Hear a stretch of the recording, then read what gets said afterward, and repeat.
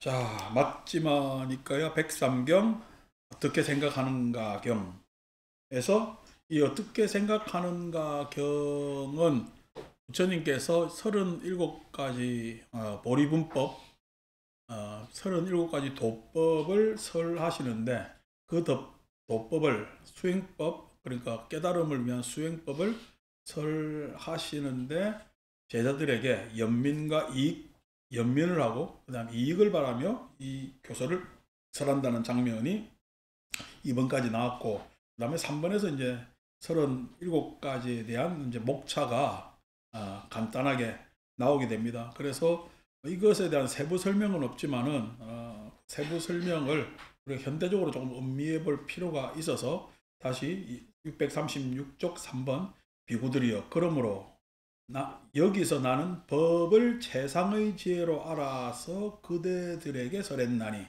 부처님께서 이제 연세가 드시고 만년에 제자들한테 어떻게 하면 법을 효율적으로 가리키고 그 다음에 그것이 오래도록 전승되느냐를 놓고 법을 부처님 가르치면 체계화하는데 그 체계화하는 과정에서의 백미가 이제 37가지 보리분법에 해당되고, 그것이 사념처, 사정근, 사여의족, 오근, 오력, 칠갑지, 팔정도에서 37가지가 됩니다.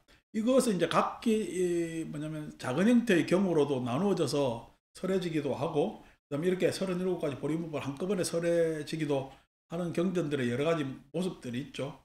그래서 법을 체계화하고 난 다음에 이것으로 이제 교단은 법을 가리키는 교육 수단으로 삼고 그렇게 되고, 이게 이제 지금 먼저 테라와다 불교, 소위 이야기한 남방불교 전승에 있어서의 가장 기준이 되는 부분이기도 합니다. 그래서 이것이 이제 뭐 추적서나 이런 것들에 나온 것은 고답스럽고 현대적 해석을 좀 해봐야 될 것인데, 그것에 대한 저의 의견은 사념처 하면은 신수신법이잖아요, 그죠? 신념처, 수념처, 심념처, 법념처 하는 네 가지입니다. 신수신법. 그래서 네 가지 염을 갖다가 이제 우리 테라와다 불교에서는 사띠, 그래서 이제 한글로는 마음챙김, 알아차림, 이렇게 주의 깊음 이렇게 번역을 합니다만은 염을 사띠. 근데 사띠라는 말에는 제가 항상 말씀드리지만은 기억이라는 말이 1차의 의미고, 기억이라는 말이 두 번째 주의 깊다. 서양 사람들 마인드 풀리스 이렇게 번역을 했고요. 그 다음에 이제 우리가 뭐 주의 깊다 말고 이제 알아차림이라고 번역했을 때는 항상 아는 것은 대상에 대한 뒤의 문제니까 알아차림 이렇게 번역을 하는 것입니다. 그런데 주요 항목은 이제 기억과 주의 깊음의 문제가 사념처가 되겠습니다. 즉 신념처, 예를 들면 몸에 대해서 내가 기억하는 것을 주의 있게 살피는 것이 신념처가 됩니다. 신념처. 그래서 신념처에 대한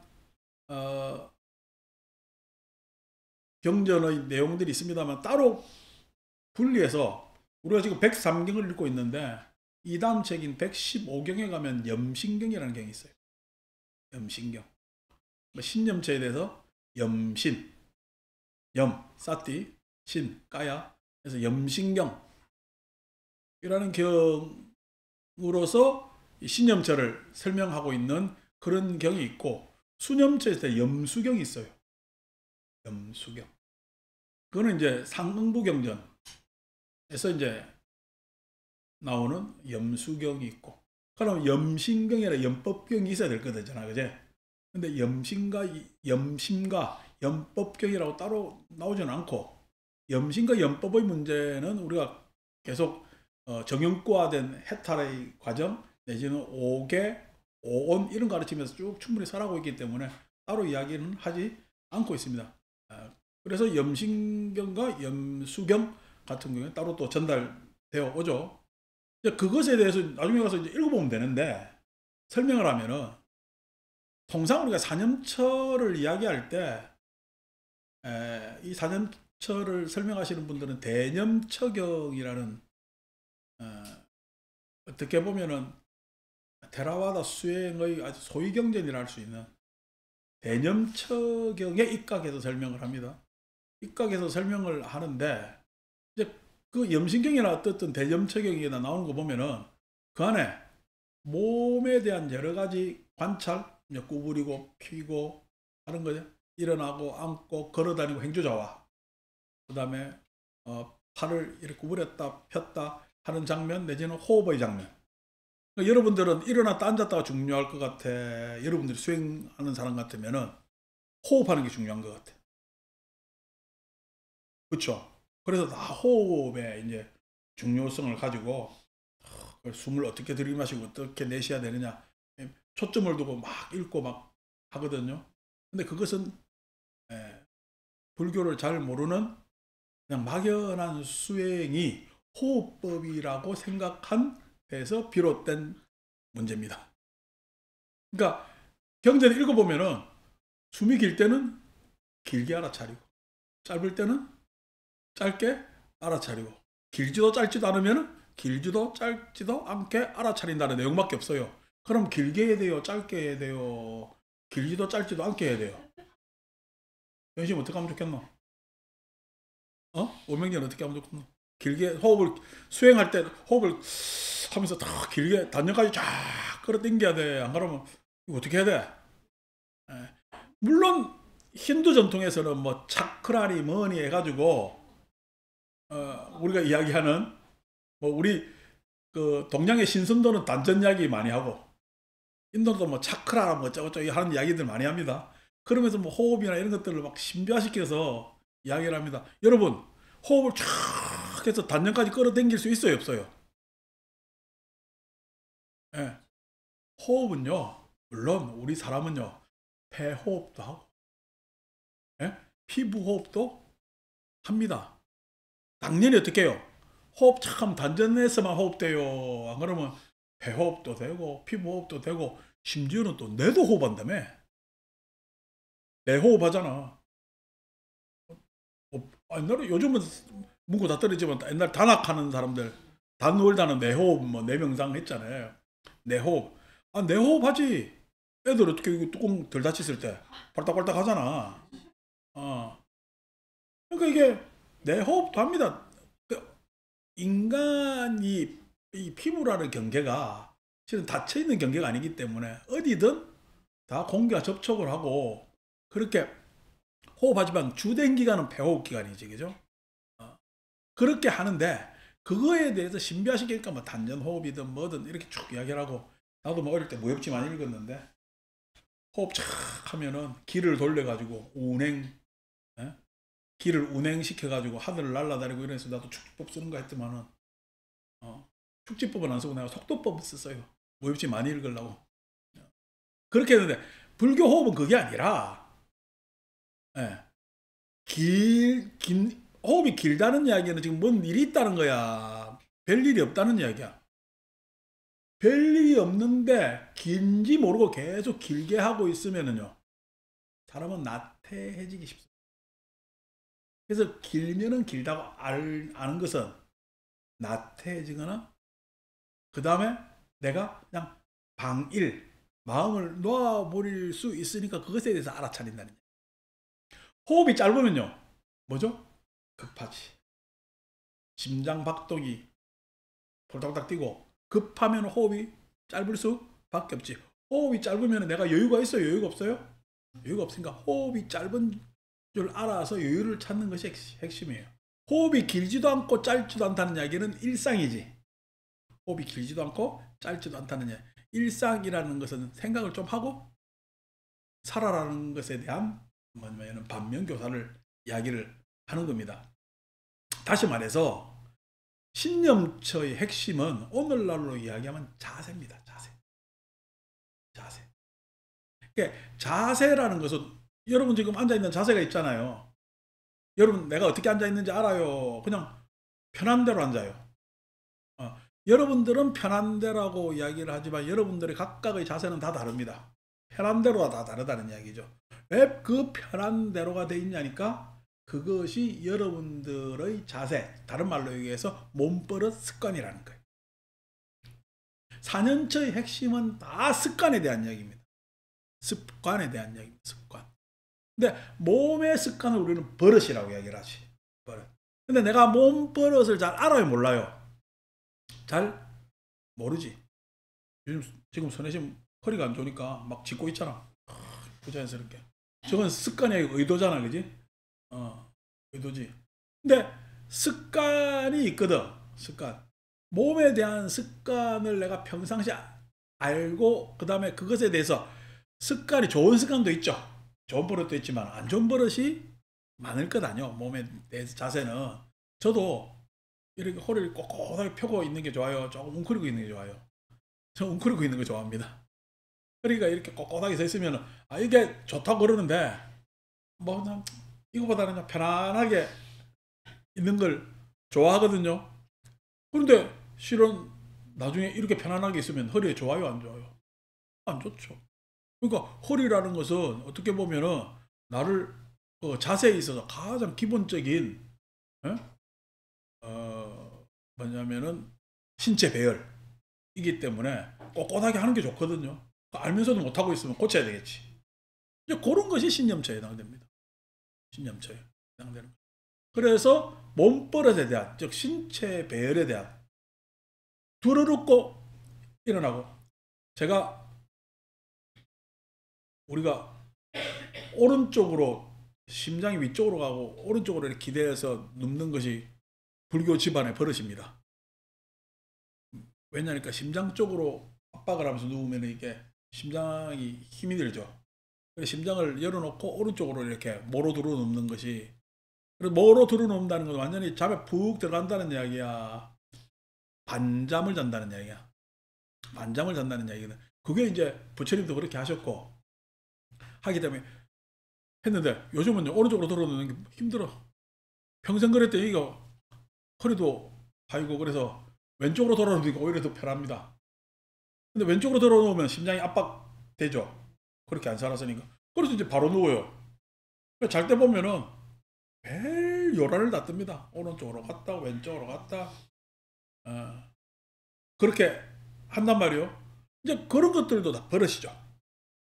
몸버릇이단 말이야. 그 몸버릇에 대해서 좋은 것도 있지만은 몸버릇은 뭐냐면 나한테 불편하거나 부자연스러운 것들이 꽤 있기 때문에 그것에 대한 것, 특히나 더 뭐냐면은 감각의 내용을 가지고 있기 때문에 감각 반응을 어떻게 하느냐가 신념체의 문제입니다. 신념체는 감각 반응에 대한 문제.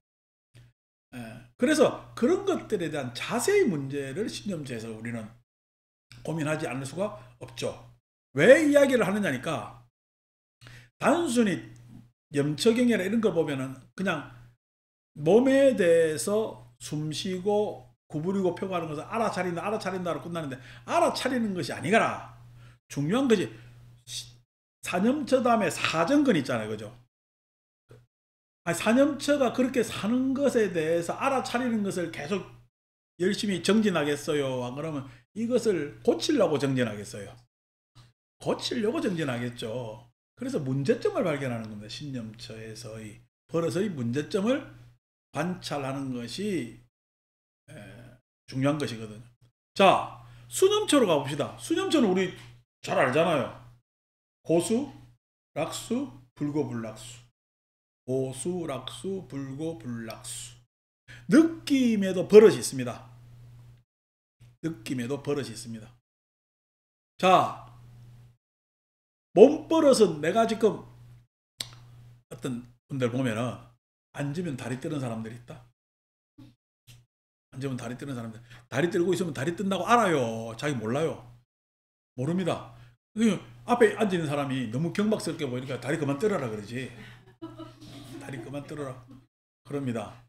그때 보면 내 다리 달달달 떨고 있는 거거든. 자기도 남이 다리 뜨는 거 보면 경박스럽게 보여요. 근데 나는 내가 알아 몰라. 모르는 게 그게 신념체의 특징입니다. 몸버릇은 내가 그렇게 하고 있는지 잘 몰라요. 너무나 자연스럽고 몸에 배어있기 때문에. 수념처럼 합시다. 수념처도 느낌도 습관이 있어요. 느낌의 습관은 내가 모를까요, 알까요? 에? 느낌은 너무나 잘합니다. 좋은 건 너무나 좋게 잘 알고요. 싫은 건 너무나 싫게 잘합니다. 좋은 건 좋은 것대로 잘 알고 싫은 건 싫은. 선호의 습관, 즉 느낌의 습관은 너무나 명확한 데 있습니다. 근데 그 너무나 명확한 것이 그러니까 여러분들은 싫은 것이 너무 명확하잖아요. 싫은 것이 너무 명확해서 싫은 것에 접근을 해요. 싫은 것은 그냥 끔찍하게도 싫어요. 끔찍하게도 싫은 게 느낌의 특징입니다.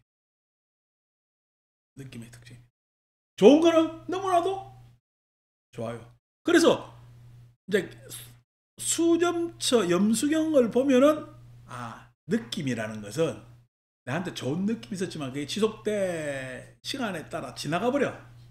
지나가니까 좋은 느낌이 계속 있어요. 사라져. 그냥 꿈같이 그냥 놀러 갔다 왔더만 그게 싹 사라지네. 예. 그러니까 싹 사라지네. 항상 우리가 어디 여행 가면 여행 가기 전에 좋아하지. 그죠? 내가 처음 인도 갔을 때 내가 절을 떠나가지고 열흘을 어디 나가본 게 처음이요. 내가 이 절을 빨리 떠나야 되는데 탁 떠나니까 하루 이틀 사흘 하는데 사흘 돼도 앞으로 7일이나 남았잖아. 7일만 하더라도 내가 떠나본 적이 없거든, 절을. 그래서 7일이나 남았네. 근데 5일 남았어. 그래도 뭐 5일 남았으면 5일 정도는 충분하던데 3일 되고 2일 되고 하니까요. 벌써 이렇게 가야 된다고? 막상 마지막 날 되니까 인도에서 오기 싫은 거요. 인도에서 오기 싫은 거야. 또 가야 되나? 또 가면 또 어떻게 나무라 다녀다라 해야 되는데 큰일 났다. 요렇게 하면서 왔단 말이야. 그러니까 어떻게 해요? 좋았지. 뭐 했지? 다시 오니까 이게 조금은 그게 그립지. 좋은 것은 무상하기 때문에 다시 좋은 곳으로 남아요. 다시 괴로움이 찾아온다. 내가 가고 싶은데 못 가는. 그래서 이러지도 저러지도 못하는. 그러니까 나라인 하는 이야기가 이제 좀 다니시고요. 어딜 다녀요, 다니기는. 우리는 이 다니는 게 굉장히 불편합니다. 왜냐니까 유럽을 한 가고 싶어도 근데 단체 여행 가려도 방 혼자 살아야 되니까 곱하기가 몇이 돼. 누가 나하고 방 쓸라고 하니까. 그죠? 여러 가지 복잡한 문제가 많이 껴 있어요. 그래서 이게 못 가. 그렇다고 뭐 신도들하고 내가 어딜 갈 수도 없고. 그렇다고 내가 도반들하고 갈라니까 싫고. 그 이유는 뭐 복잡하고. 그래서 이게 뭐 안 돼. 잘 안 돼. 그러니까 심지어 내가 한 5년 전, 6년 전에는 제주도를 무박으로 갔다 쓸까. 우도를 한번 갔다 와야 되겠는데. 그래서 첫 비행기 타고 가서 우도 한 바퀴 돌고 마지막 비행기 타고 올라. 자는 게 불편합니다. 자는 게. 그러니까 자고 먹고 가는 게 이게 뭐 원활하지가 못해. 밖에 나가면은. 내가 지금 소원처럼 얘기하는 게 영경함을 많았네. 옆에 가서 칼국수 한 그릇 먹는 건데 그것도 잘 안 돼요. 혼자 가서. 그렇잖아. 뭐 칼국수 먹는 게 식당 가서 먹는 게 그 많은 사람들 끼어가지고 그게 나이 어릴 때는 좀 됐는데 이게 안 되더라고. 그래서 그냥 그리움이 있습니다. 이제 그런 것들이 있다면 그게 어떻게 해요? 즐거움에 대한 무상함에 따라서 괴로움으로 변환되는 거잖아. 괴로운 것이 있으면요. 괴로운 것은 물귀신처럼 따라붙네. 괴로운 것도 지나가죠, 그죠? 지나가더라도 어떻게? 언제 또 올까봐 걱정돼. 그때 어떻게? 물귀신처럼 따라붙다가 역시나 그렇게 옵니다. 괴로운 것들이 오잖아요. 괴로운 것은 당연히 더 괴롭습니다. 괴롭지도 즐겁지도 않은 것은요, 내가 방황하고, 예? 갈피를 잡지 못해서 괴롭고 하는 것들이 염숭이경인데, 그것은 나한테 즐겁게 괴롭고 하는 건 너무나 분명해. 선호는 습관이 뭐야? 너무나 분명하고 각기 개성에 따라서 진짜 그냥 선호는 뚜렷하게 차이가 난다. 뚜렷하게 차이가 난다. 여기 뭐냐면은 밥을 먹으면은 된장찌개 하면 다 그냥 무난하게 먹습니다. 그죠? 근데 다른 특별식을 내놓으면요, 무난해요. 선호가 딱 생겨버려요. 선호가 딱 생겨요. 분명하게 딱 생기는 게 선호입니다. 그래서 느낌의 습관은 분명하다. 선호가 분명하다. 근데 결국 느낌은 결론이 선호가 분명한데도 불구하고 더욱더 분명해서 괴로움이다. 괴로움. 라는 것이 뭐냐면은 염수경, 즉 수념처.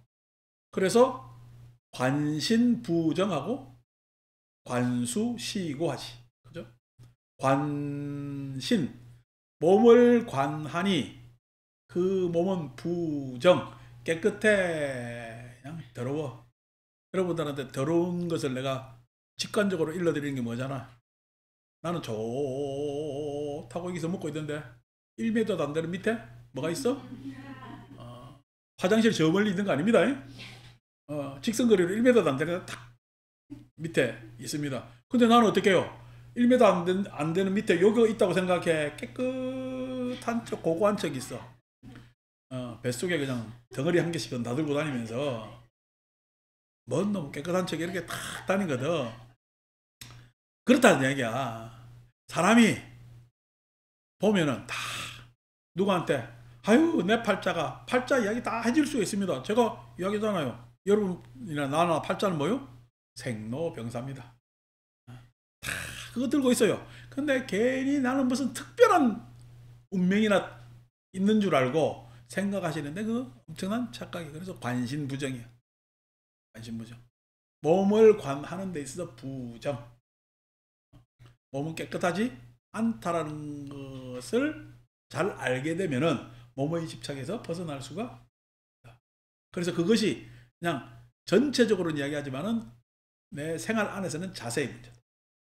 자, 내가 선호가 분명하잖아요. 그죠? 선호가 분명하기 때문에 사람마다 선호는 요즘 말로 이야기하면 태도라고 이야기해요. 태도는 뭐냐면은 자세하고 태도가 비슷한 말 같지만 다릅니다. 자세는 몸버릇으로 드러나는 것. 태도는 마음버릇으로 드러나는 것이 태도입니다. 그래서 태도는 심리적 경향을 가지고 있는 거예요. 심리적 경향을 가지고 있는 거예요. 선호가 분명하기 때문에 어떤 대상에 대해서 가지는 마음의 상태가 분명한 거야. 접근해야 되느냐, 회피해야 되느냐 하는 것이 분명한 것이 태도입니다. 태도. 그러니까 절에 착 와가지고 왜 우리 무슨 큰 행사나 명절날 되면은 집에 엄마나 내지는 어른들이 가자니까 절에 어쩔 수 없이 오잖아. 근데 시는 종교가 다르잖아. 그러면 절 해요, 안 해요? 그게 태도에서 드러나는 겁니다. 몸버릇으로 드러나는 것이 아니라 심리적으로 어떻게 절하는 것이 거북한 거야. 법당에 들어오는 것이 거북한 것이 태도에서 드러나는 거야. 심리적 경향성, 분명해서 그래요. 분명해서. 심리적 경향성을 가지고 있는 것이 느낌. 그래서 수념초에서 우리가 잘 알아야 되는 것은 태도의 문제입니다. 심리적 경향성. 그러니까 몸에서 신념체에서는 내 자세에 대한 문제, 수념체에서는 태도에 대한 문제에 대해서 살피고 그것에 대해서 여러분 선호가 분명한 게 좋아요. 이것도 경험하고 저것도 경험할 수 있어야 좋아요. 이것도 경험하고 저것도 경험할 수 있어야 좋습니다. 우리나라는 참 엄청난 경험을 하잖아요. 예? 그냥 꼬리꼬리한 그 치즈, 그 다음에 우리가 옛날에는 빠다라 불렀지. 버터 하는 거. 요즘 어디 가면 버터 빵에 버터 안 발라먹는 사람 누가 있나? 그 버터와 청국장의 꼬리꼬리함이 공존하는 우리 음식 문화를 가지고 있잖아. 글로벌하지 진짜. 근데 어떻게 그것에 대해서 우리 다 잘 먹잖아요. 왜? 그런 경험을 이것저것 경험을 했기 때문에 다 수용할 수가 있는 거거든. 과거에 보면은 내 옛날 영국 사람 한 사람 알았는데 그 사람 사무실 가면은 버터하고 그냥 치즈 냄새가 너무 역겨운 거야. 그래서 홍차 주고 쿠키를 주는데 못 먹겠어요. 냄새가 나서. 우리 똑같이 우리나라 과자로는 버터링 하는 거 있잖아요. 걔들한테도 그 모양 과자가 있는데 냄새가 지독해. 걔들은 홍차 마시면서 그거 먹으면 너무나 맛있대. 근데 너무 힘들더라고. 그래서 자기 방에 왜 안 나오느냐. 냄새가 나서 못 가기도 어떡해. 근데 걔들 우리 마늘 냄새 난다 그러거든. 마늘 냄새. 왜 야구선수 박찬호가 지 잘 던지고 그 다음날 그날 저녁에 기분 좋아가지고 삼겹살 사가지고 마늘하고 상추 싸먹고 실컷 먹었대. 근데 그 다음날 갔더니 애들이 마늘 냄새 난다고 근처에도 오지 못하게. 걔들은 마늘 냄새가 얼마나 싫었는가. 드라큘라 내쫓는 게 마늘이잖아. 십자가나 마늘이나 비등비등한 거예요. 그러니까 그 마늘 냄새를 싫어하는데 우리는요. 마늘 냄새 음식에 마늘 안 들어가면 해결이 안 되잖아요. 미역국 끓일 때 마늘 안 들어가 봐요. 난리가 나지. 아니 우리 꼴랑 멸치다시에 떡국 끓여도 마늘 안 넣으면 아무 맛도 안 난다. 그 정도로 우리 마늘을 좋아하거든. 근데 그게 다르죠. 다르지. 선호는 분명한데 그것에 대한 태도가 결정되고 그 태도가 뭐냐면은 나의 태도가 어떤 경험을 가로막을 수가 있기 때문에 그 태도는 부적절한 경우가 많습니다. 그래서 그것을 고쳐나가는 거지. 그래서 수념처는요. 수념처는 좋고 나쁘고에 빠져있지 않고 많은 직접 경험을 할 수 있는 계기가 되는 것이 느낌에 대한 해탈입니다. 느낌에서 해탈. 태도가 달라지는 거죠. 태도가 달라지고. 그래서 자세가 달라지고 태도가 달라지고 하는 것에 대한 문제입니다. 오늘날 해석입니다. 그죠? 현대적 해석. 경전에 이런 말 안 나옵니다. 근데 나중에 경전 읽어보면은 그 뉘앙스를 발견할 수가 있습니다. 제가 무턱대고 여러분들한테 엉덩이로 이렇게 이야기하는 거 아닙니다. 저도 나름대로 고민해서 이야기를 하는 것이죠. 그 다음 이제 심념처입니다. 심념처. 심념처. 심념처 하면은 관심, 우상합니다. 물론 수도 느낌도 무상이죠. 근데 마음처럼 변화무쌍, 지읒 리얼 하면 뭔 말인 줄 알죠? 지읒 리얼 몰라? 모르는, 아직 생각 안 해요. 그 다음에 지읒 리얼 변덕. 뭘 또 발음을 하냐 그냥. 이 마음처럼 그렇게 어떻게 지 마음대로 막 가는 게 없습니다. 여러분 아침에 먹었던 마음하고 지금 그게 쭉 일관되게 가요? 안 그러면은 어떻게 변했지 나도 몰라. 어떻게 변했지 나도 모릅니다. 뭐 그냥 두리번. 근데 눈은 두리번이지 마음은 이래 헷가닥 저래 헷가닥 난리가 나는 게 마음입니다. 마음을 가만히 있다 보면은 마음이 그렇게 정처 없죠. 정처 없어도 마음 버릇이 있어요. 마음 버릇이. 무상한 걸 보는 것만이 아니라 마음 버릇을 봐야 되는데 그 마음 버릇이 뭐냐니까 요즘 말로 사고방식. 그 사고방식을 막 우리 인지심리학에서는 자동적 사고 이렇게 얘기해요. 자동적 사고. 여러분들은 각기 사고방식이 있는 거야. 그게 그렇게 생각해보려고 그런 메커니즘을 가지는 게 편안한 것이. 그 이제 사고방식이 있고 그 사고방식에 따라서 그 결을 따라 대상을 쭉 흡수해가지고 뭐냐면 처리하는 그러한 가정의 마음을 다 가지고 있는 거지. 사고방식을 다 가지고 있는 거. 그 사고방식은 알아요, 몰라요?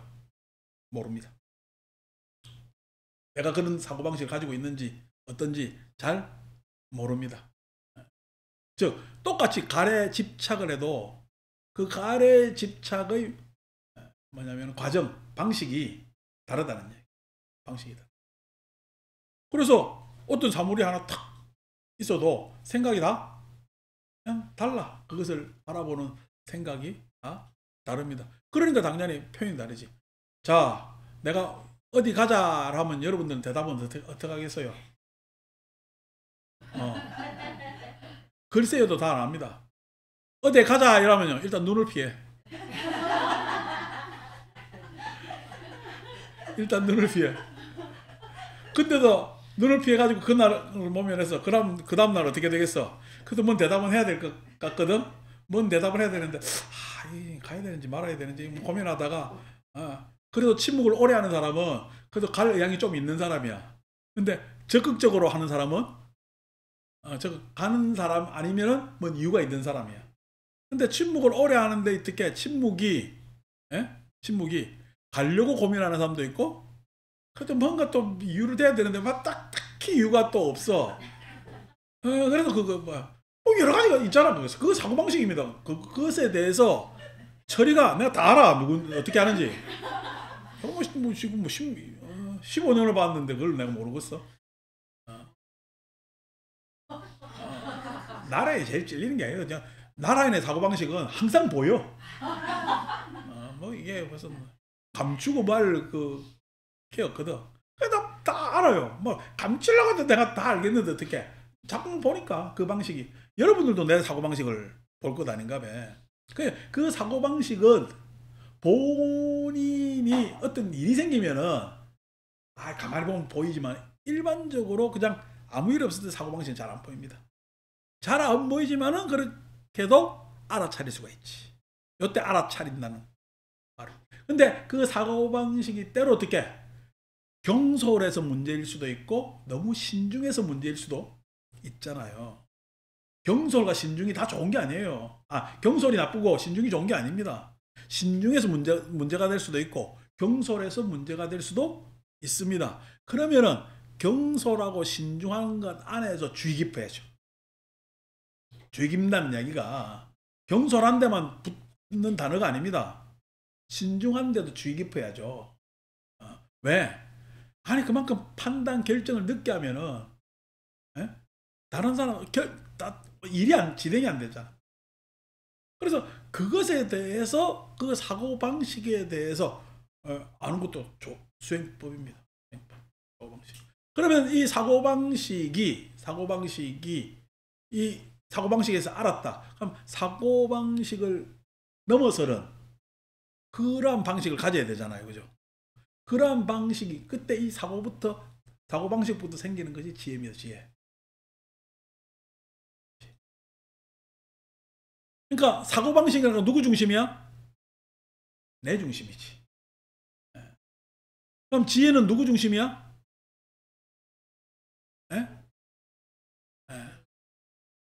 상황 중심입니다. 상황 중심. 사고방식의 중심은 난데 지혜는요? 상황 중심입니다. 상황 중심.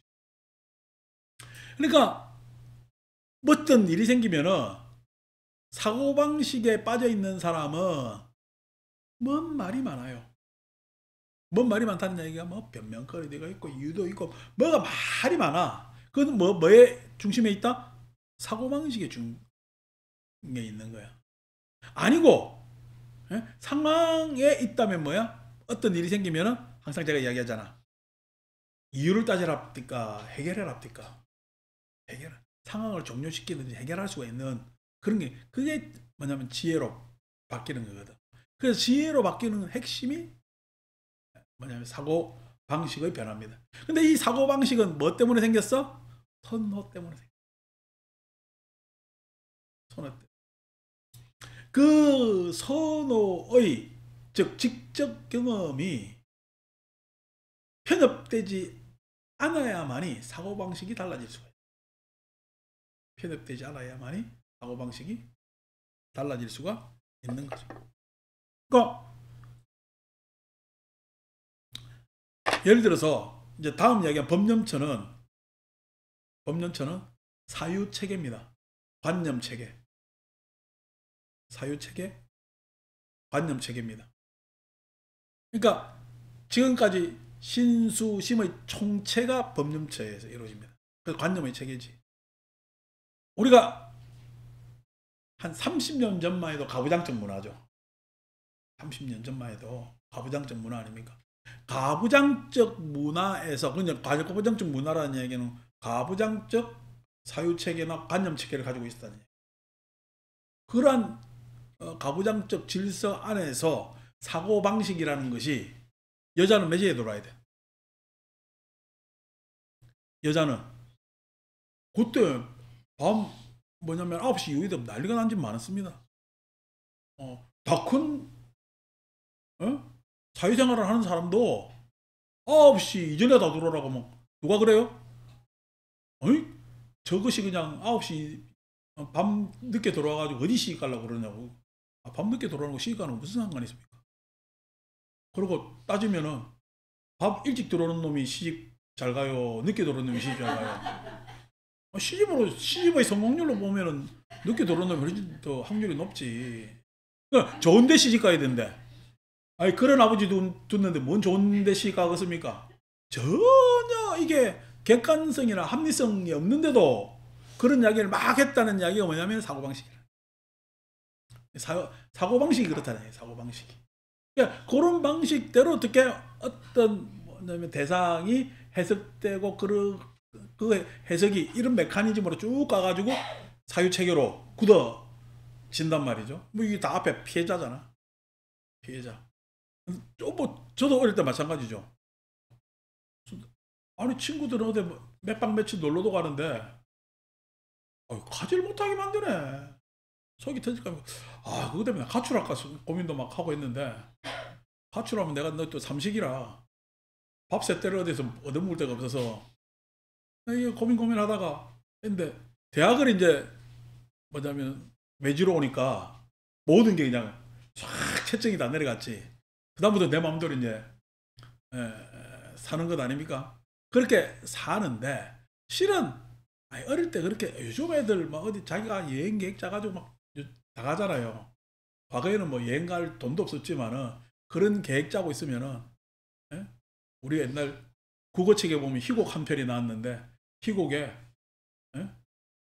첫 문장이 아버지가 아들한테 묻습니다. 정도야 어딜 가니 하니까 아들이 제주도예요 이렇게 이야기하는 장면이 희곡 장면에, 희곡 그 제목이 뭔지 모르겠는데 국어 교과서에 나왔는데, 그때 내가 정도가 얼마나 부러운지 몰라요. 그 자식은 그냥 제주도로 가잖아. 근데 내 마음대로 제주도로 갈 수가 없지. 그런 것들이 어떻게 사고방식에 쫙, 그냥 괜히 밖에 나가면 사고라면 어쩔래. 사고요. 나지만은 구더기 무서워 장못당 보는 거랑 마찬가지. 똑같습니다. 이제 그런 것들이 다 사고방식에 깔려 있다면은 그게 마음에 사고방식, 그때 당시 시대의 선호가 있겠죠. 그 선호가 자기 직접 경험 안에서의 개인의 선호도 있지만은 사회적 선호도 있는 것 아닙니까? 사회적 선호도 있는 것 아닙니까? 이런 것들이 법념처, 관념의 체계, 사유의 체계로 굳어지는 거지.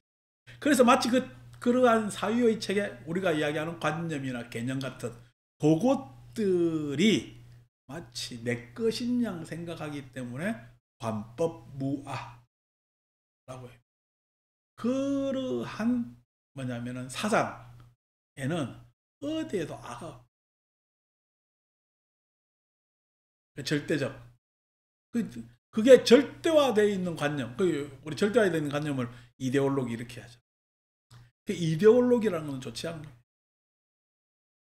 어떤 뭐냐면 주장에도 사람은 해탈, 벗어날 수가 있어야 되겠다. 근데 여전히 지금 우리도 모르는 이데올로기를 가지고 있잖아, 여러분들이. 그래서 이데올로기를 가진다는 이야기, 즉 내가 집착된 관념체계를 가지고 있다는 것은 해탈에 엄청난 장애가 됩니다. 이제 불교 종교로 따지면 관세음보살 열심히 믿는 사람이 해탈하겠어요? 예? 관세음보살은 잘 모르는데 무상고 무아를 계속 고민해보는 사람이 해탈을 잘하겠어요. 그리고 무상고 무아는요 절에 안 가도 되거든요. 그냥 자기가 고민하면 되는 거니까. 근데 관세음보살 열심히 있는 거는요, 관세음보살 상 앞에 가서 눈도장도 찍어야 되겠고요, 관세음보살 눈도장만 찍어야 되겠어요, 주지 눈도장도 찍어야 되겠어요. 주지 눈도장도 찍고 또 나오다가 총무 눈도장 찍어가지고 돈도 내고 나오고 해야 잘하는 것이라고 생각하는데, 그것은 어떻게 해탈하고 전혀 관계가 없는 것이다. 여러분도 절 다 망하지.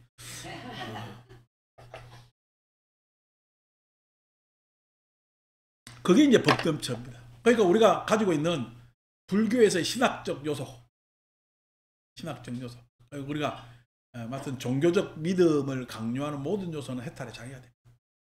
좋지 않은 거죠. 이데올로기화되어 있는 거니까. 신념화되어 있다고 이야기를 하죠. 신념화되어 있는 체계는 굉장히 좋지 않은 겁니다. 제가 이제 지금 가사색을 이색을 입잖아요. 어느 스님이 전화 가지고 아이고 스님은 가사 색깔이 다르네요 하는데, 가사 색깔이 다른 거 아닙니다. 내가 어릴 때 머리 깎을 때는 이 가사 있고 했어요. 그때는요 색이 이 색이었고 지금 저런 누룽딩딩한 색하고 바뀐 거지. 그러니까 그 이야기하는 사람은 뭐냐면 나보다 빨리 머리 깎았다 늦게 깎았다 모르는 거. 지가 잘 모르고 하는 이야기지. 그런 줄도 모르고 어떻게 지하고 나하고 다른 줄 안다고 생각합니다. 지하고 나하고 다른 거는 뭐 얼만큼 깼어요. 여러분 외계인이 쫙 왔어요. 여러분들 다 보고 옆에 있는 강아지를 봤어. 강아지를 탁 보고 있으면은 외계인이 보기에는 다르다고 생각하겠어, 비슷하다고 생각하겠어? 비슷하다고 생각. 우리는 걔하고 우리는요 완전히 다르잖아요. 근데 외계인이 보기에는요 폐호흡하고 있고요, 머리에 뇌도 있고요, 안이비설시리가 다 갖춰져 있고요, 비슷합니다. 비슷합니다. 아니 우리가 살고 있는 우리 중생 체계에서도 그렇게 동물하고도 비슷한데 우리끼리 안에서는 다르겠어요. 대저 그 나물에 그 밥이겠어요. 그 나물에 그 밥입니다. 그래서 그냥 비벼 뽑고 사는데 어디 산다 하니까 저거 동네에는 시금치가 좀 많다니까 잘 사는 데고, 고사리가 많은 데는 더 잘 사는 데고, 우리는 어떻게 밥 위에 고춧가루 한 덩어리가 딱 붙어 있네. 다 알고 보면 다 비빔밥입니다. 그 밥이거든. 그래서 그게 이제 따로 나누는 관념의 체계를 가지고 있는 것이 신수신법. 그래서 사념처에는 항상 모든 것이 습관이 돼 있어. 습관이 돼 있는 게 첫째, 신에는 몸버릇이라는 습관이 있고, 수에는 선호라는 분명한 자기 습관이 있고, 사고방식이라는 습관이 있고, 사유체계라는 관념체계라는 이데올로기의 고집, 주장의 습관이 있습니다. 그것을 알아차리고 이것에서 벗어나는 게 사념처수의 핵심입니다. 그러니까 뒤에 사정건이 필요한 거지. 사정건이 필요한 겁니다. 사정건은 뭐죠? 나한테 있는 지금 나쁜 건 다 물리치고 바깥에 좋은 거 다 받아들이고 하는 이야기 아닙니까? 그래서 나한테 이미 있는 선은 보호하고 악은 물리치고 바깥에 있는 좋은 거는 받아들이고 나쁜 것은 방어하고 하는 것이 사념처의 이야기이기 때문에, 그 이야기가 뭐냐면 신수신법의 내용이 그러한 버릇에 사무쳐 있고 그 버릇에서 벗어나는 것. 그러니까 사념처 수행은 개인한테 있는 거예요. 우리 전체의 노력도 있는 거예요. 우리 전체의 노력도 분명히 있는 거거든. 왜 작년에 그랬다잖아. 우리 이제 12월 7일 날 또 합창단 노래하고 밖에 뷔페 음식 가져오잖아요. 그래가지고 차려가지고 이제 먹는다. 그러니까 누가 하는 이야기가, 아유 절에서 하니까 채식 뷔페입니까? 이래요. 비건 요즘 채식 뷔페 있잖아. 여러분 채식 뷔페가 돈이 얼만데 비쌉니다. 그리고 1년에 한번 뷔페 부르는데 여러분 채식 뷔페를 불러야 되겠어요? 근데 이것저것 있는 거 불러야 되겠어? 나는 반대합니다. 여러분 회인사 밑에 가면은 고기 않는 짜장필 판다? 짜장면집에 고기 안 쓰는 짜장면집이 있어요. 스님들 먹으라고 짜장면집이 있거든. 여러분 내가 갔어. 아유 고기 안 넣는 거 드려야 되죠 하면은 그거 먹는다 그래요. 아니 그냥 일반 짜장 주세요 해야죠. 이왕 갔는데 일반 짜장 먹지 뭐한다 고기 안 들어간 거에 맨날 먹고 있는데 그것에 대해서 육식이라는 것이 물론 대성불교 전통에서는 금지되어 있습니다. 그러나 뭐냐면 불교 계율은 육식하지 말라는 계율이 없습니다. 부처님도 춘다한테 뭐 공양 받았어? 예, 어린 돼지고기 받았다. 예? 새끼 돼지고기 요리를 받았는데 그게 상해가지고 지금 문제가 생기는 거 아니요. 그러니까 육식의 문제가 아니고 살생의 문제입니다. 불교 계율은 살생을 직접 하면 안 된다는 얘기예요. 직접 음식을 위해서 내가 살생을 하면 안 된다는. 근데 사람들이 공양하는 거는 그럼 어쩌겠냐는 거야. 받는 거지. 그래서 그런 문제가 다르기 때문에 육식의 문제는 새롭게 해서 요즘 제가 하는 것이 뭐죠?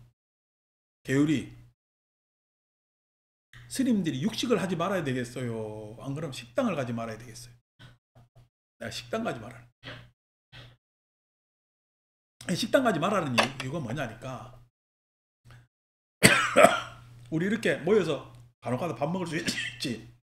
같이 어울려야 되고 사람들하고 또 바깥에 외식하는 거니까 간단 말이야. 그런데 내가 뭘 먹고 싶어서 앉아가지고 어디 갈비집 가가지고 가위로 척 자르고 있으면은 그거 되겠습니까 이게. 그러니까 그걸 하지 말라는 거야. 그거 안 하는 사람은 육식 이런 것도 그렇게 과히 그냥 집착 안 합니다. 집착 안 합니다. 그러니까 음식은 우리 옛날 그 부처님 때 보면은 왜 몸이 비대한 제자들이 있었잖아. 하루에 한 끼 갖고 저는 못 삽니다. 제가 하루에 몇 끼를 먹는 사람인데 그걸 어떻게 한 끼를 먹습니까? 하니까 그 제자한테 한 끼만 먹겠어요. 두 끼, 세 끼를 허락했어요. 대식가인데 어떡할 거야. 대식가인데. 그러니까 자기의 기호의 문제고 하기 때문에 그거 가지고 너무 그냥 나무라지는 말자라고 해서 그냥 저는 그렇게 불편하게 생각을 안 합니다. 불편하게 생각을. 우리 간혹 가다가 이렇게 밥 나오는 거 보면 이것저것 나오잖아요. 그래서 그냥 안 합니다. 그냥 큰 행사나 많은 대중 법회를 볼 때는 그냥 절에서 지켜야 될 거 지키고 도리에 대해서 지키고 그렇게 사는 거죠.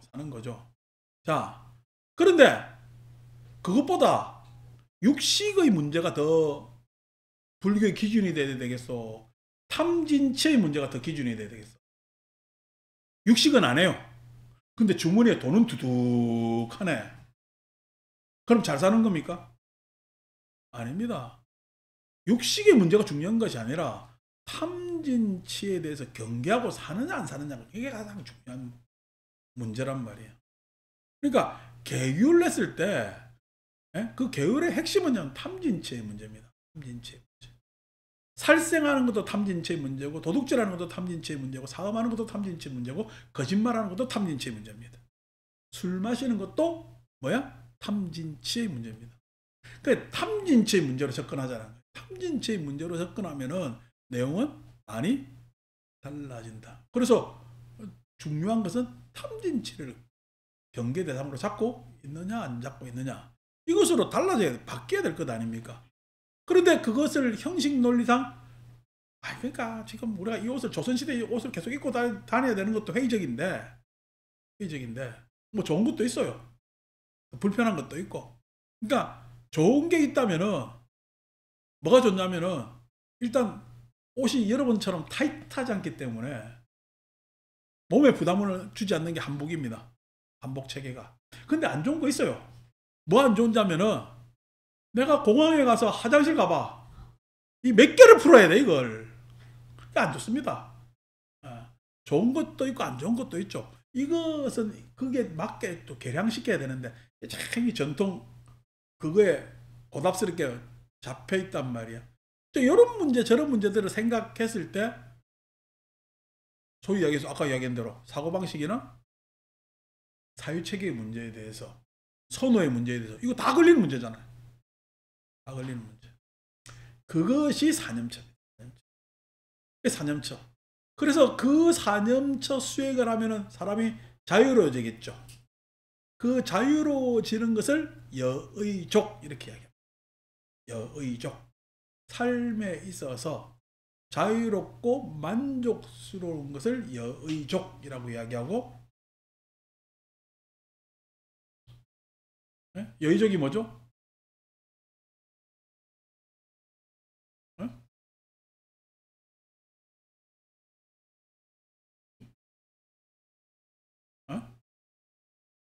여의족. 욕, 정진, 심, 그 다음에 또 사, 심사. 그러니까 여의족이 뭐냐니까, 여의족이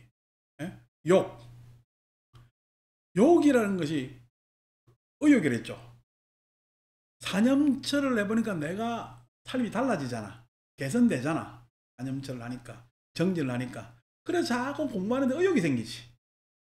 그 의욕이 생기는 것이 뭐냐면 나한테 그 의욕은 지금 내가 그냥 고스란히 옛날 고답스럽게 그냥 폐쇄적이고 내가 그냥 해왔던 윤회의 삶을 사는 거야. 그냥 달라지는 삶을 사는 거야.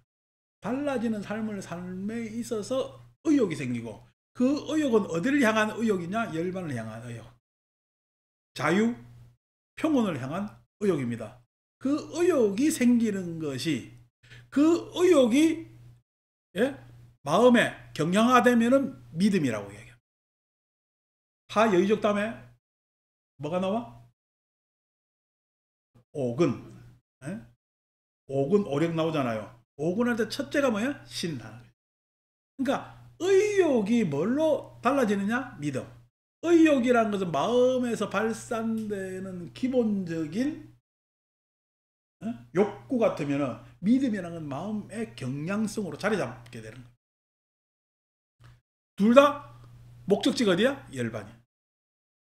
둘 다 목적지가 열반이야.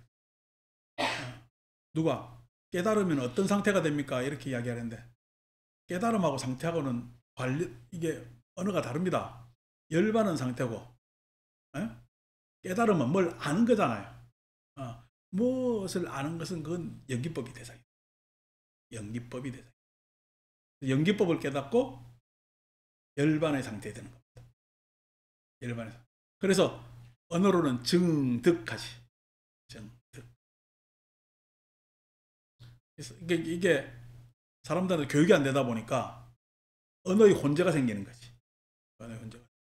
자, 어쨌든 그래서 욕, 정진, 심, 사유 하는, 심사유, 심사유 하는 것들이, 욕하는 것이 의욕입니다. 의욕. 이것이야말로 나를 자유롭게 하고 열반으로 이끌고 있구나 라고 하면서 마음을 막 욕구를 내는 것을 욕. 그 다음에 정진하겠죠. 더욱더 정진하겠지. 부지런하게 매진하겠지. 물론 이 부지런하게 매진할 때 부처님의 가르침인 삼가 법문 내지는 여러 가지 법문들이 동반됩니다. 여기 우리가 이야기하는 안한 5개, 그죠? 수행하기 전에 5가지 장애가 되는 것, 그 다음에 오하분결, 오상분결에 대한 전망, 이런 것들이 막 안에 내재되어 있겠죠. 정진합니다. 그 다음에 심, 그것에 대해서 내가 공부를 잘하고 있는가 항상 생각을 해보겠지. 사유는 평가입니다. 평가, 피드백, 평가라는.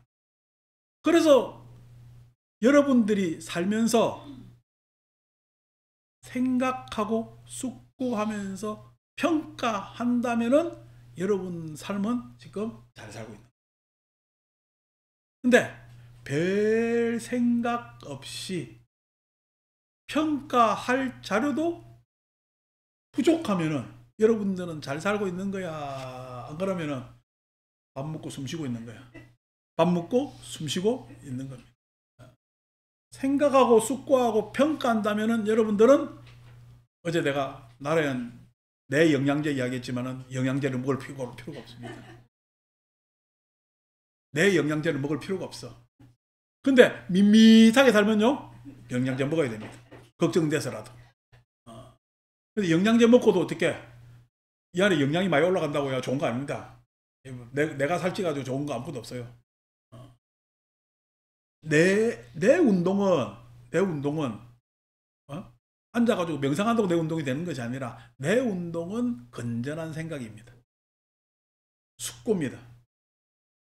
스트레스 받는 고민이 아니고 생각의 깊이를 더하는 것. 소위 이야기해서 여러분 우리가 운동 중에 유산소 운동이 있잖아. 근력 운동이 있잖아. 그죠? 그래서 우리가 나이 들면 근력 운동을 해야 된다잖아. 근력 운동 왜 해야 돼요? 근육. 네. 근육이 있다는 이야기는 사람 몸 곳곳에 산소 탱크가 있다는 얘기죠. 활기의 산소 탱크가 있기 때문에 근육 운동을 해라 그러거든. 그럼 빨리 노화가 안 된다는 거야. 그래서 하는데 내 운동은요. 생각이 유산소 운동이에요. 숙고가 근육 운동입니다. 숙고가 근육 운동. 숙고 그 다음에 생각 숙고하는데 이렇게 우리가 예를 들어서 사변 가지고 하는 연습도 있지만은 내 삶을 가지고 생각해보고 숙고할 수도 있겠지. 생각하고 숙고하면서 일어나는 현상이 뭐냐면은 승화가 일어납니다. 승화. 숙고하면서 일어나는 것이. 생각은 항상 기억을 동반한 거죠. 내가 인생 살아가면서 여러 가지 기억이 있잖아요. 기억이 있는데 그 기억을 가지고 숙고를 하면 승화가 일어나서 기억이 어떻게 돼? 추억이 되는 거야. 추억이 되는 거야. 추억이 된다는 이야기는 그 추억이 되면은 추억에는 요즘 이야기하는 이제부터 법문으로 가서 하기 싫은데 단풍잎이 되는 거야. 단풍잎은 물을 빼야 돼. 추억에는 뭘 빼야 돼요? 욕심 빼고요. 원망 빼고요. 후회 빼고요. 예? 그리움도 빼야 뭐냐면은 추억이 됩니다. 추억이. 그래서 어떻게 색깔이 쫙 멋있게 되는 거지. 그게 숙고입니다. 승화가 일어나는 작업이 숙고의 작업입니다. 숙고의 작업. 물론 우리가 이렇게 어떤 사유체계를 공부하면서의 여러 가지 숙고도 있겠지. 자, 그 숙고를 하면은 그것에 대해서 평가가 일어나잖아. 평가가 일어나면은 그것이 잘 못하는, 잘한 것도 있고 못한 것도 있고 하는 평가가 일어나겠지. 자, 승화가 됐어요. 잘한 것만 좋아요. 못한 거는 싫어요. 승화가 됐으면 잘한 것도 좋고 못한 것도 괜찮습니다. 왜? 못한 거는 잘하면 되니까. 예? 그런 기회가 오면은 우리는 그와 비슷한 유사한 기회들이 많이 오거든요. 잘하면 되니까요. 그래서 잘도 잘, 못도 잘 하는 사유, 평가가 일어나는 겁니다. 그게 사유의존입니다. 그러니까 인생은 아름다워가 되는 거예요. 인생은 아름다워가 되는 거예요. 사유의존이 되면은 신수신법에 의해서 사유의존이 되면은 인생은 아름다워. 내 삶이 그 살아보니까 그래도 괜찮은 삶이 되는 겁니다. 이 공부, 그러니까 그렇게 사니까 산 게 그래도 보람되고, 좋잖아요. 그거 딛고 계속 열반으로 가는 겁니다. 아니고 부정하고 열반으로 가는 거 아닙니다. 열반이라는 것이 저기에 있는 것이 아니라 열반이라는 것은 상태라 그랬잖아. 상태. 내가 지금 가져야 될 상태이기 때문에 그렇게 사유평가에서 추억하고 승화시켜서 그것을 평가하지 않으면 안 돼. 잘못을 넘어서 초월하지 않으면 안 돼. 그게 사유의존입니다.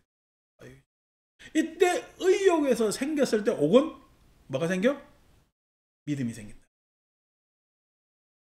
자, 의욕 다음에 정진은 내가 막 하고 싶어서 정진하는 거하고 믿음으로 정진하는 건 다릅니다. 하고 싶어 정진하는 것은 그때가 있는 거지. 근데 믿음으로 정진하는 것은 체화되고 삶이 된다. 뭐가 돼? 믿음이라는 건 경량성. 내 마음의 경량성이란 말이에요. 체화되고 삶이 됐다는 이야기입니다. 체화되고 삶이 됐다. 그래서 하고 싶을 때 정진하는 거하고 믿음으로 정진하는 거다는 거예요. 체화되어서 그 삶으로 그렇게 지속적으로, 이때 이제 정진은 일관성이지. 그래 사는 것은 내용이 다릅니다. 그래서 신, 정진, 그 다음에 나오는 게 념. 이 념은 앞에 사념처의 념하고 같아요, 달라요? 앞에 사념처의 념은 습관의 문제 있잖아. 지금 념은요, 요거는 문제 있는 내 개인적 습관의 문제 있다면, 지금 이 념은요,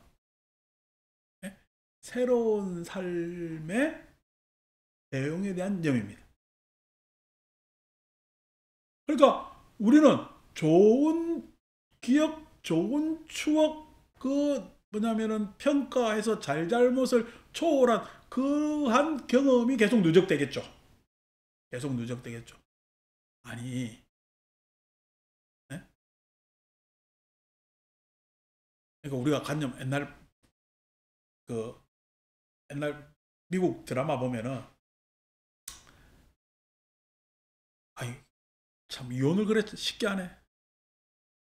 미국 영화 보면은 이혼을 그래 쉽게 해.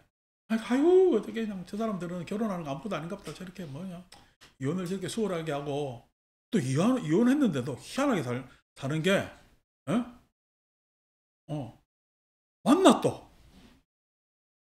만나고 그 애들도 왔다 갔다 해 또. 그러니까 우리 문화는 도저히 유교 문화에서 이해가 안 됐거든. 근데 우리가 지금 요즘 그렇게 살아요, 안 살아요? 요즘 그래 삽니다. 결혼한 쌍에 요즘은 한 30% 넘을 거예요. 옛날에는 뭐냐면 25%가 디볼스 했거든. 지금 한 30% 넘을 겁니다. 하는데 요즘 뭐 자기가 뭐 돌싱이라고 자랑스럽게, 나 돌싱이 뭔지도 몰랐거든. 돌아온 싱글이라며. 난 처음에 돌싱에서 자기를 너무 비하한다, 왜 이렇게 또라이라고 생각하는 거야. 그게 아니더라고. 돌아온이더라고. 리턴이더라고. 근데 그렇게 했잖아요, 그죠? 그런 또 부러웠던 게, 물론 영화겠지만은, 영화에서 보면 아버지하고 아들하고 완전 친구처럼 그렇게 수월하게 잘 이야기를 하냐? 예? 자상하게 이야기를 하고. 근데 우리는 지금 그런 게 아니죠. 아버지 앞에 가면 괜히 그냥 무릎 꿇어야 될 것 같고, 두 손 앞에 모아야 될 것 같고, 한 대 얻어 터질 것 같고 한 느낌이 있었단 말이야. 이게 달라진데, 이게 그렇게 됐다고. 예? 이게 뭐죠? 그 영향을 받았겠지. 우리 문화도 달라진 게 있겠지. 자, 요즘 애들한테 아버지가, 너 이리 봐라, 손바닥 내. 이게 통해요, 안 통해요? 선생님들이 이랬다가 폭력으로 신고하잖아. 안 되잖아요. 안 되는 게 뭐예요? 념이 달라진 거예요. 념이. 예. 심? 예. 아니, 지금 오군하고 있는 거야. 신, 정진, 념. 오군 넘어서. 그러니까 념하는 게 사념처의 념하고 다른 겁니다, 지금. 사념처의 념하고 다른 거. 념이 달라진 거예요. 믿음으로 정진해서 하면 념이 해탈된 념이 온 겁니다. 이때의 념은 상태가 달라요. 상태가 달라요. 그래서 세상이 각해서 다르겠어? 다릅니다. 사념처 때의 세상하고 오군의 세상은 다릅니다. 오군의 세상은 다릅니다. 우리 뭐 땅덩어리를 보면 똑같은 땅덩어리에 삽니다. 예? 옛날 5, 60년대 사는 사람들의 세상하고 지금 우리 세상이 같아요, 달라요? 다릅니다. 물론 안에 뭐 들어선 건물이 이게 그게 달라진 게 아니라 그 안에 사는 사람이 다르다니까. 그 안에 사는 사람이. 그게 뭐가 달라요? 세계가 달라요? 념이 달라요? 념이. 당연한 거지. 념이 다르지. 그러니까 옛날에 어떻게 좀 나 때는 내지는 뭐 고답스러운 이야기 하면은 한번 맞습니다, 요즘. 그게 다르단 말이야, 념. 근데 이 염은 뭐야? 해탈에서 자유에서 열반으로 향해 가고 있는 염이기 때문에 아주 어떻게 보면 인간 삶에서 아주 고도의 그러한 경험의 염이 해당돼. 경험에 해당. 인생 경험에 있어요. 이제 거기에서의 마음의 상태를 정 이렇게 하는 거지. 그 정은 우리가 뭐 경전적으로 하면 색계 1선 다르고 색계 2선 다르고 3선 4선 다르겠지. 선정이 다릅니다. 색계 1선에서의 염이 다르고요. 색계 2선의 염이 다르죠. 그러니까 염이 다르기 때문에 그 정의 상태도 1, 2, 3, 4선 하면서 정이 달라지는 것 아닙니까? 그러니까 소위 우리가 좀 한번 색계 1선만 해도 대단한데, 예? 심사를 구비해도 내가 함부로 말을 아직 할 수가 있어요. 말하기는 좀 부족한 부분이 있어. 말하기에는 부족한 부분이 있기 때문에 색계 1선이다. 색계 2선에 가야 어떻게? 말에 있어 정갈하고 자연스럽게 되고 딱 그게 적극한 표현, 그 다음에 나의 언행일치가 일어나고 나의 행동과 모순이 되지 않는 말이 나간단 말이에요. 말이 나간다. 그게 이제 색계 2선. 그러니까 마음의 상태에 따라서 신구위가 달라지는 거지. 색계 1선의 신구위와 색계 2선의 신구위는 다른 겁니다. 왜? 마음의 상태 때문에 정이라는 것은 선정이라고 편협하게 생각할 거예요. 마음의 상태입니다. 마음의 상태. 마음의 상태에 따라 달라지는 거예요. 뭐 우리 지금 오늘날 우리나라 이 사람들이 누구한테 갑질을 당했다. 아이도 갑질 있지. 예? 보이는데 안 보이는데 다 있지. 갑질을 당하면은 그것에 대해서, 아니 옛날에는 갑질의 세상이었잖아. 그러니까 피막골이 있었겠지. 꼴보기 싫다. 우리는 너가 안 보는 데 쪽으로 그냥 다닐란다. 근데 그 피막골에 다니는 사람들, 안 보이는 어느 곳에서 누가 갑질 당하면은 이 피막골 다니는 사람이 아는 척 했어요. 피해만 다녔어. 피해만 했죠. 요즘 누가 갑질하면요, 고소합니다. 누가 갑질하면요, 대모하면 되지. 그리고 누가 갑질하면요, 엎으면 되잖아. 대통령도요, 엎어가지고 탄핵시키는데 뭐 달라졌단 말이야. 그게 왜냐면 염이 다른 겁니다. 이렇게 세상이 제도를 풀로 사용하는 세상이 올 줄 누가 알았겠노? 아니 우리가 70년대 80년대 이 생각을 했어요. 아니 우리 헌법에는 탄핵이라는 문구가 있었지만은 탄핵을 써보진 않았죠. 근데 한번 써보니까 탄핵 뭐 되네. 그러니까 어떻게 이제는요, 조심해야죠. 위정자들이 조심해야 되고 권력자들이 조심해야 되고 앞으로 더 투명하고 공개된 사회로 더욱더 가겠죠. 이런 것들이 뭐냐면 상태가 달라요. 사람들이 그것을 보질 않는다니까. 왜? 정이 다르기 때문에. 정이. 거기에서 일어나는 창조적 생각들. 해라는 것은 창조적 생각입니다. 기존에 있던 생각 같으면 지혜 아닙니다. 어떻게 지혜라고 이야기해요? 기존에 없던 기발한 영감의 아이디어가 해라고 이야기를 하는 겁니다. 거기에서 해가 일어나는 거예요. 해가 일어나는 거예요. 그 해는요, 참 기반이 돼서 염과 정이 달라지지 않으면은 해는 잘 일어나죠. 어느 날 갑자기 해 쪽으로 넘어가질 않는다니까. 그러니까 제발 불교요, 중세 시기에 문헌에서 제발 빠져나오라. 불교는 중세의 문헌을 읽으면서 거기에 주석을 이야기를 하면서 불교를 해야 되겠어. 안 그러면 지금 이 시간, 이 공간에서의 지혜로 불교를 이야기해야 되겠어. 이 시간, 이 공간에서의 지혜로 불교를, 부처님 가르침을 이야기해야 살아있는 불교가 되지. 뭘 그냥 선오록 그냥, 여러분 요즘 우리 무문관 읽어보니까 무문관 뭐 대단합니까? 꼬리꼬리한 게 저것들이 막말한 것 같은데, 막말 안에서도 뭐 이해되는 부분도 있고 해석되는 부분도 있고, 저것들 가지고 요거 가지고 막 깨쳐. 그 시대는 그게 대단한 겁니다. 실은 지금 이렇게 해석해 드리는 거지만은 그 시대에는 그렇게 이야기하는 것도 대단한 것 같지만은, 내가 보기에는 문헌으로 보면 이 초기 물전의 문헌에 비하면은 한참 그 어떤 농도나 이런 부분에서 박약하기가 이를 데가 없는, 다른 논서나 경전에 비하면 박약하게 이를 데 없는 문헌 가지고 도일인양 해석해가지고 자기가 무슨 한 소식 했냐 떠드는데, 제발 뭘로 해야 돼? 이 시대의 지혜로 불교를 이야기를 했을 때 불교는 가장 살아있는 불교가 된다라는 입장에서 오근이 뭐냐면은 신, 정진, 염, 정, 해. 사념처는요 신수, 신법. 사정거는 찾아보세요. 그 다음에 사의의족은 욕, 정진, 심, 사유.